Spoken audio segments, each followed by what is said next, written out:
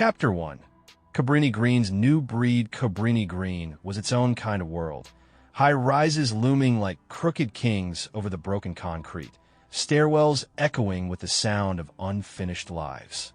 By the 1990s, the projects had become a war zone, but not the kind folks read about in the papers. This wasn't just about gangbanging. It was about survival, politics, control, and for some, rebirth.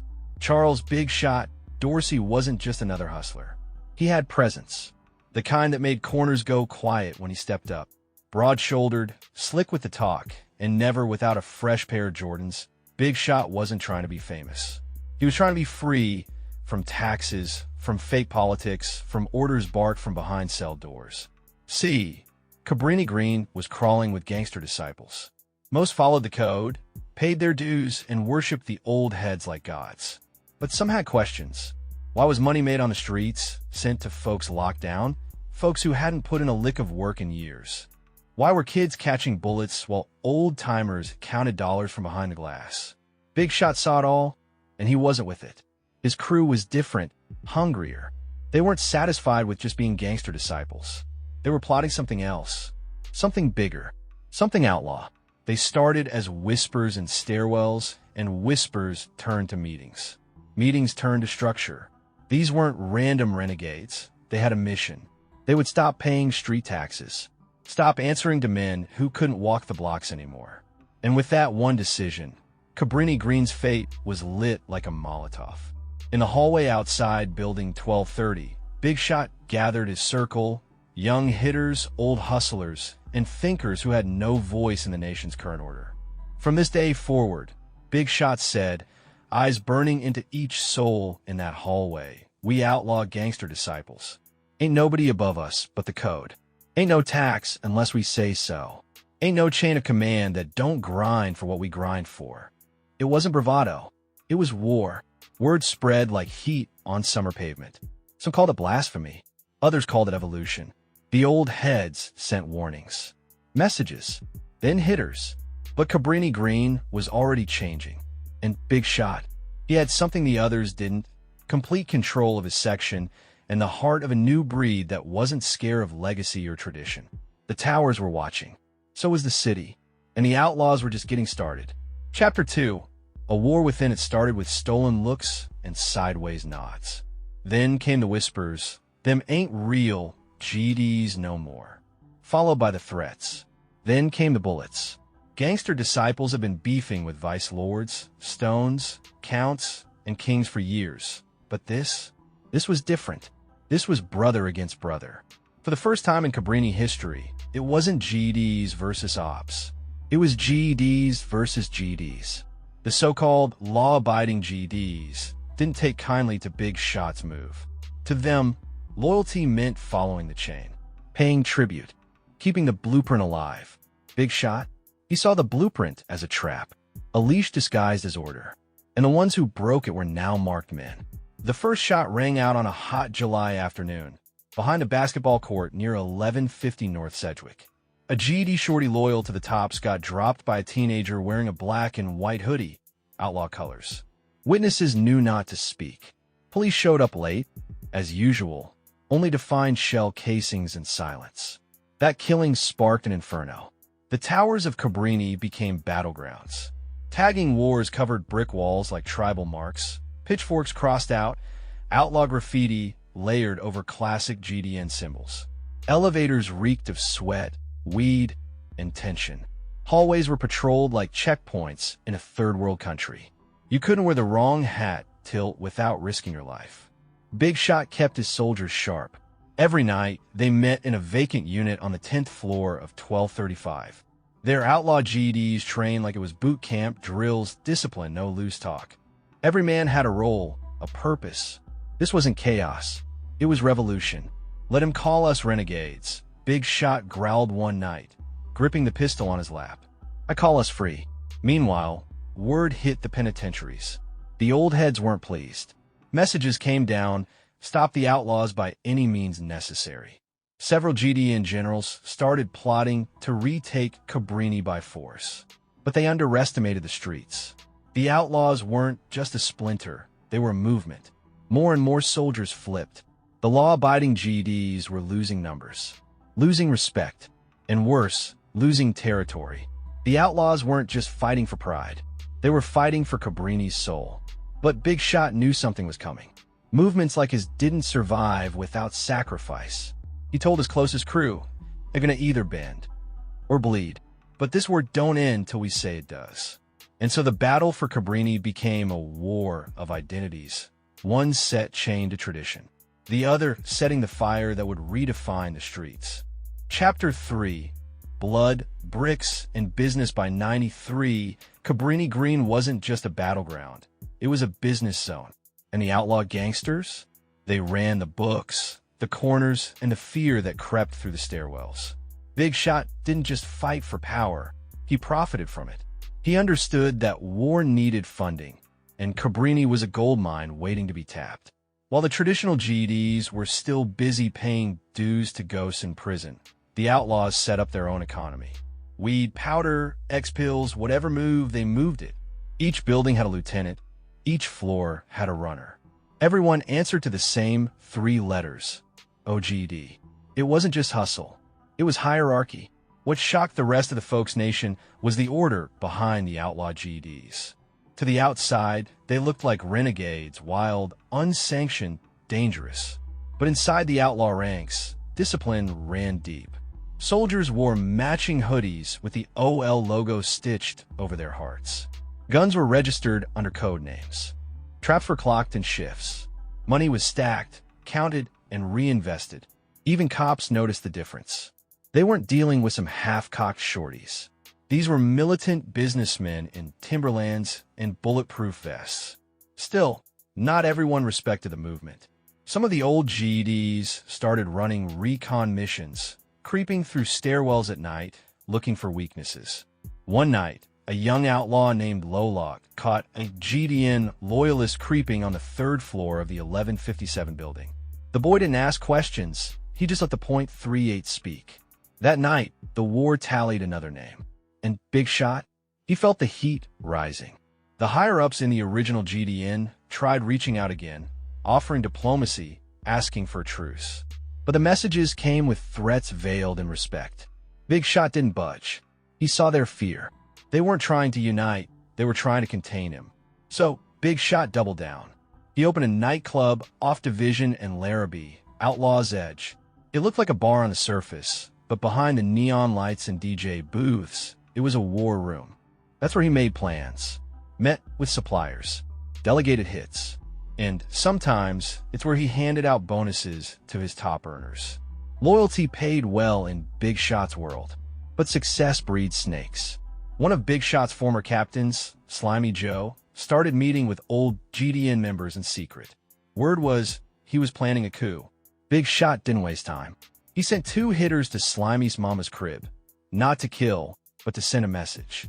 The next day, Slimy's car was found burning outside Cabrini. The letters OL melted into the windshield. Lines had been drawn. There was no going back. The outlaws weren't just a split. They were a new chapter in Chicago's street gospel, written in gunpowder and ambition. Chapter 4, Forgiven but never forgotten. Even after Big Shot accepted that top-ranking offer from the GDN leaders, Cabrini wasn't the same. It was quiet for a while, too quiet. The kind of silence that smelled like gasoline, waiting for a spark. On the surface, there was peace. GDN loyalists and outlaw gangsters shared buildings again, nodded when they passed each other in the hallway. Kids played in the courtyard, while mothers sat on porches pretending everything was cool. But in the shadows, resentment brewed. OGs from the old ways, men who did time, earned their stripes by the book, whispered in hallways about betrayal. They called Dorsey a sellout, a false king who traded war for comfort. Younger GDs, raised on structure and sacrifice, couldn't stand seeing the same man who flipped the nation getting a seat at the table. Forgave him, but never forgot, they said. And in Chicago, that was code for, we ain't done yet. Big Shot, meanwhile, carried himself like a king reborn. Outlaw's Edge was booming, both as a business and a symbol. His crew dressed sharper, moved slicker, talked with a different tone. They had money now, and they weren't afraid to show it. Custom Outlaw varsity jackets, jewelry with pitchfork pendants wrapped around six-pointed stars, tattoos inked in white and jet black. He threw parties every Saturday, liquor flowing, music loud, the Outlaw flag hanging above the bar like a trophy. But paranoia has a way of creeping in when you're at the top. Dorsey started noticing strange faces at the club. People who ordered drinks but never drank. Eyes that lingered too long on his table. One night, he pulled one of his guards aside. "They coming," he said, voice low. "And when they do, it won't be loud. It'll be smart." He wasn't wrong. One cold night, after hours with only a few stragglers left in the bar, two men slipped through the back door, wearing hoodies and gloves. They didn't scream, didn't give warning, just pulled and sprayed. 5 shots. Dorsey dropped before he could stand. One bullet hit him clean in the chest, another in the jaw. The others just made sure he wasn't getting up again. The assassins slipped out as quietly as they came, fading into Cabrini's alley maze like they were never there. By the time the ambulance arrived, Big Shot was already gone. Cabrini Green woke up to the news like someone had stabbed the whole neighborhood in the heart. Murals popped up overnight, 6-point stars dripped in blood, and the words, "Outlaws Forever." For a moment, it felt like the end. But what Dorsey created couldn't die with him. His death became legend. Young renegades, even some outside Cabrini, started calling themselves outlaws in his honor. They wore black and white in contrast to the traditional GD blue. They followed one rule: never bow, never pay, never forget. The outlaw gangster disciples became more than a set. They became a mentality, a defiance, a fire passed down from Dorsey's ashes. And in the streets of Chicago, fires like that don't burn out easy. Chapter 5. The fire spreads after Dorsey's murder. The Cabrini Green Towers didn't just echo with grief. They echoed with a new kind of rage. The outlaw GEDs had lost their king, and the streets felt the heat of revenge simmering beneath every pair of eyes watching from stairwells and corner stoops. The very next day, whispers swept through the buildings like wind through broken blinds. They hit Big Shot at his own bar. It was some loyal GEDs from out west. Orders came from behind the walls. They wanted him silenced. Whatever the truth was, it didn't matter anymore. Because in Cabrini, truth didn't need proof, it only needed pain. And the pain of Big Shot's assassination was enough to fuel a new chapter in the outlaw legacy. Young members who had once questioned Dorsey's leadership now wore his name like armor. Every alley became a checkpoint. Every rival set knew the rules had changed. Cabrini was no longer a battlefield. It was a nation. A nation with no taxes, no top-down orders, no waiting for permission to move weight or handle business. You were either outlaw or in the way. And that fire spread. South Side, West Side, from pockets of Englewood to blocks in Lawndale. Young renegade GDs started switching up. They wore black and white armbands with their blue flags. Started tacking outlaw, or insane, or lawless before their names. "This ain't folk no more," they'd tell older heads. "This is outlaw folk. We live by our own laws." The OGs couldn't stop it. They tried, but every time they flexed, they were met with raw, uncut violence. Outlaw shooters were fast, young, and fearless. And most importantly, they didn't care about tradition. They weren't fighting for the folks, or even for the disciples. They were fighting for something wilder. Power without chains. In places like Washington Park, South Shore, and even some corners of Cicero and Maywood, outlaw G's popped up like graffiti tags, sprayed under overpasses, carved into bus stop glass, scrawled on abandoned buildings. In the county jail, new inmates checked in and immediately declared outlaw. The staff didn't even know what to do with them. They weren't folks. They weren't people. They were problem children of the city, wild cards with their own politics. Some called them a virus. Others, a rebellion. But one thing was clear. The spirit of Charles Big Shot Dorsey didn't die in that bar. It was reborn in every corner of Chicago where structure had turned into suffocation. And for every hood that felt forgotten by the older nation, for every young soldier tired of being taxed and ordered around by ghosts behind walls, there was a red-eyed fire waiting to ignite. Outlaw wasn't just a gang. It was a revolution. Chapter 6. Cabrini's ghost, the legend of Big Shot, didn't fade like others. In Cabrini, it haunted every hallway like a name whispered under breath.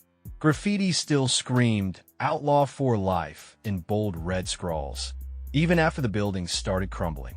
And the corner where his club once stood became a street memorial, a candlelit shrine covered in plastic roses, faded photos, and empty Hennessy bottles with dried blood underneath. But his death wasn't an end. It was the beginning of Cabrini's ghost era. The towers were half empty now, the city preparing for demolition. But for the Outlaw G's, the hollowed-out hallways became training grounds. Young kids learned how to slide through darkness, how to shoot without panic, how to move drugs through broken elevator shafts and ghost floors with no electricity. And above all, they learned the code: no loyalty to outsiders, even if they wore the same flag. The older GEDs who once ruled with rules now avoided Cabrini. Some called it cursed. Others knew better. It was outlaw territory, and you didn't come there unless you were ready to die, even if your pitchfork still pointed up. Meanwhile, Outlaw G's didn't just survive, they evolved. They stopped rocking only blue, started wearing whatever colors they wanted, repping symbols like the outlaw skull, the renegade flag, the hooded pitchfork. They flipped sets from inside. GD sets on the south side woke up one day to find their younger shooters hollering outlaw, blasting rival decks just a few blocks away. It wasn't just rebellion, it was surgical takeover. And it wasn't about chaos either.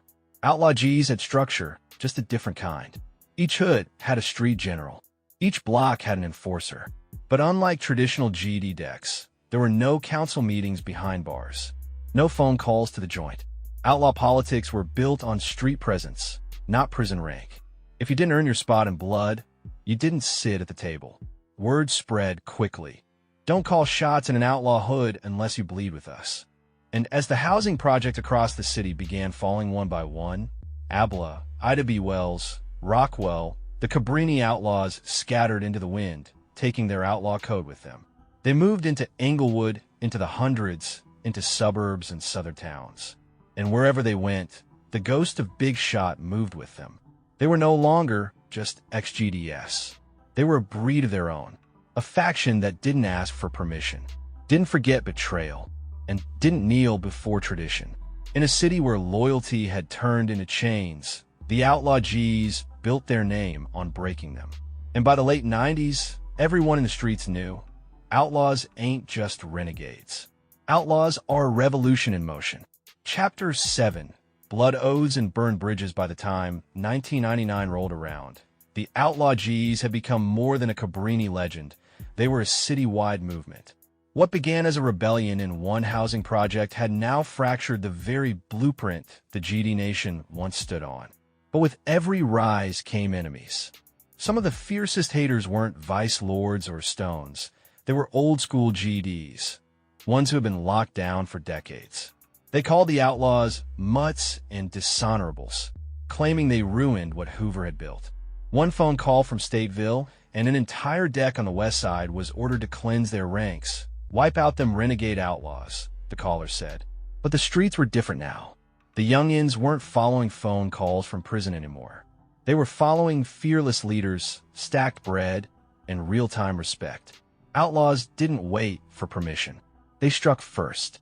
In neighborhoods like Roseland, Gresham, and even parts of Cicero, war exploded between Outlaw G's and original GDs. Blocks were shot up in daylight. Murders happened on live. Families got split down the middle, cousins on both sides gunning for each other because one repped GD in and the other yelled outlaw. The politics were messier than ever. It wasn't about colors anymore. It wasn't even about folk and people. It was about control. Outlaws ran their hoods with surgical precision. They moved lean and pills across high schools like business operations. Trap houses were fortified like bunkers. Some hoods had curfews, not set by police, but enforced by pistols. And while the GDN continued to carry the structure of the old ways, the outlaws adapted. They weren't weighed down by tradition. Their alliances were fluid. Today they'd ride with Black Souls.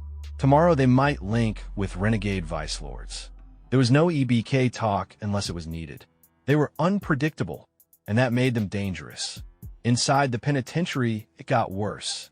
Older GEDs called for segregation. Keep them outlaw mutts away from our lines. But the outlaws weren't laying low. Younger inmates, fresh off the streets, came and tatted up with skulls and pitchforks cradled in flames, outlaw symbols. They challenged rank, disrespected the chains of command, and in a few fights, they even took over the TV room. Big Shot's name still lives. One youngin' said after splitting an OG's lip open in Statesville. We ain't forget. And that was the difference. Outlaws didn't just carry a name, they carried a grudge. A fire that couldn't be negotiated or reasoned with. You didn't talk your way into peace with them. You either moved like them or moved out the way. And as the calendar turned to 2000, one thing was clear across every block, every prison tier, every city alley. The outlaw G's weren't just another branch. They were a new tree, rooted in blood, grown in defiance. Chapter 8. The price of power. The streets don't mourn for long. After Big Shot's death, Cabrini Green cried, raged, and then evolved. Outlaw G's didn't vanish. If anything, they multiplied like wildfire. New lieutenants rose up, not chosen, but proven through violence, charisma, and how many corners they could lock down before breakfast. Dorsey's legacy turned into a whisper of strategy among the young soldiers. Never bow to ghosts in cages. On your own.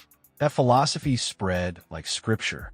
The original Cabrini stronghold morphed into a haunted landmark of blood and power. The club where Big Shot was killed became a holy ground of sorts, tagged with graffiti of his name, pitchforks, and phrases like still outlawed and renegade roots. Candle vigils were rare, but shootouts? Those happened in memory of the man. On the south side, hoods like 63rd and Racine, 79th and Ashland, and even pockets of Englewood saw outlaw influence. Young GDs began tweaking their flags, dropping traditional star alignments, crossing out OG symbols, and tattooing outlaw across knuckles and necks. The prison system called it a contagion. But what they didn't understand was that this wasn't rebellion anymore. It was evolution.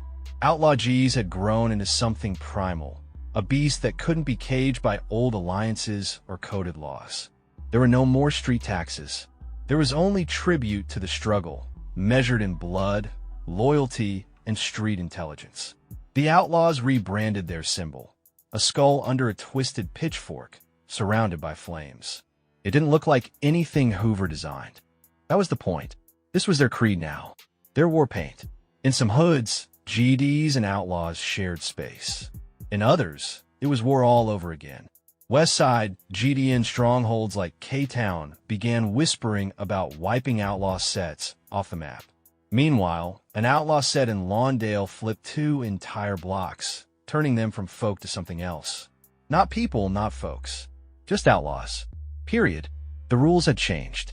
The streets knew it. In 2001, an outlaw leader named Buck, born and raised in Cabrini, but operating in Humboldt, held a meeting of over 20 renegade crews across Chicago. It wasn't a folk nation council. It was Outlaw Council. Chapter 9. Flames in the Shadows. Buck had a vision. Not like Hoover's, no growth and development blueprint, no political reinvention. Buck wanted loyalty through fear, territory through fire, and unity through shared opposition. In 2002, the summit he hosted turned into an oath. Crews from the South Side, West Side, and even out-of-town sets from Indiana and Wisconsin pledged allegiance. Not to GDs, not to folks, but to the outlaw concept. That night, the Outlaw Manifesto was born. We don't bow. We don't pay. We don't forget. Each section was still its own, but the name Outlaw Gangsters meant something different now. It was no longer just a memory of Big Shot. It was an identity, a way of life, a creed for the renegade. But the streets don't give anything for free. Older GEDs were furious. Rumors floated that a new green light had been put on anyone using the outlaw name without blessing from above. Shootings broke out in Brighton Park and Gage Park between traditional GEDs and younger outlaw line sets. By 2004, the war was no longer hidden. Some prisons began separating outlaw line GEDs from the rest of the folk population. Others didn't. And those cell blocks turned into daily battlegrounds. On the outside, a new generation had come up that didn't know who Charles Dorsey was, but they knew the power of his name. Big shot murals popped up in alleys and underpasses. OG Outlaw was tagged on bus stops in Garfield Park, Roseland, and even Little Village. In one summer alone, 6 known Outlaw affiliates were found executed in alleys across Chicago, bodies folded, spray-painted with 6-pointed stars and crossed-out pitchforks. That didn't scare them. It just made them louder. Instead of retreating, they got smarter. Some outlaw crews started running their own music labels, hiding drug proceeds in digital platforms. Others took over abandoned buildings and ran trap operations like militias, 24/7 shifts, cameras, encrypted phones, and shoot-on-site orders. They weren't trying to play the old game anymore. They were writing their own. And just like Dorsey had said years ago in that Cabrini courtyard, you only pay tribute to what feeds you. In their world, the only god was the grind, and the war wasn't over. Chapter 10. Legacy ain't law. It was 2006 when Mondo, one of the last shooters out of Big Shot's original Cabrini crew, sat alone in an abandoned building off 79th. The place was hollowed out, windows shot up, floorboards gone. But to Mondo, it was sacred. It was where he swore his first oath to the outlaw way. He lit a blunt, rested his .40 on his lap, and read through old letters from the joint, words for brothers that were either dead or never getting out. Every name signed with OGD, not GD. That was the line now. GD meant structure, rank, and tax. OGD meant independence, survival, and the crown of the renegade. The city had changed again. The high-rises were gone, Cabrini was almost a memory, and hipster cafes now sat on blocks that once dripped with blood. But behind the lattes and lofts, the outlaw gangsters still moved like shadows. Quiet, strategic, ruthless. Kids now carried on what they barely understood, tattooing outlaw on their necks, repping OGD without knowing the war that birthed it. Some disrespected the legacy by mixing it with clout-chasing internet culture. Others kept it raw, holding meetings in basements and running drills like it was 1996. A few tried to broker peace between old-school GEDs and new-gen outlaws. Some meetings ended in real conversation. Others ended in gunfire. Still, the name survived. Big Shot's ghost still whispered through the alleys. Murals of him kept popping up, no matter how often they were painted over. His story became urban legend. Some say his body was buried in Cabrini. Others say his killers were never GDs, but ops sent by the city to fracture the GD nation from within. Nobody knew the full truth. But everybody knew one thing. The outlaws never died. They multiplied. And in a city built on kings, bricks, and blood, they proved one thing louder than any creed ever could. You can kill a man. You can kill a gang. But you can't kill a rebellion.